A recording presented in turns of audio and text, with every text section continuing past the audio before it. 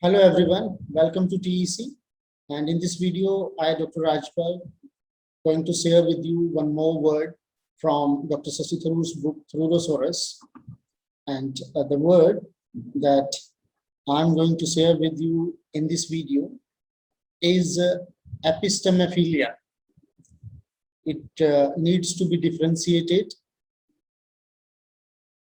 from epistemology, and epistemophilia means it's a noun and it means excessive love of knowledge. Epistem means knowledge, science, O understanding, and philos means love. So epistemophilia means love of knowledge, excessive love of knowledge. And as I mentioned that it must be differentiated from epistemology. So epistemology is the study of the nature of knowledge, the justification and the rationality of belief. On the contrary, epistemophilia has negative connotations, implying a love of knowledge that is excessive. Next, uses.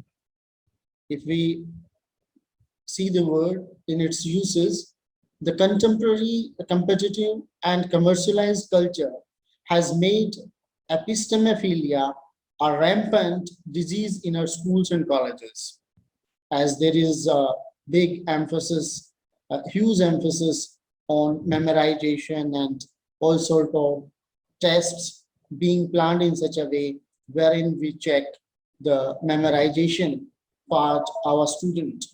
So basically there are two types of knowledge. One is procedural and another is lexical knowledge.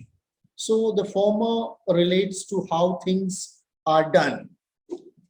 So it is in that way is empowering. The later is a collection of facts and details on objects, properties, and relations, and tends to be memorizable information. Terms, labels, titles, dates, names, and so on and so forth. So it has the kind of information one can easily get these days with 2 clicks of a mouse on Google. Therefore, it is of minor importance and considered the lowest grade of knowledge. So that's the difference between epistemophilia and epistemology. Epistemology is purely in positive terms, whereas epistemophilia is in all negative forms. So if you are new on this channel, kindly do subscribe the channel and press the bell icon so that you can get notification of the upcoming videos as well. Keep watching and keep learning. Thank you for watching this video.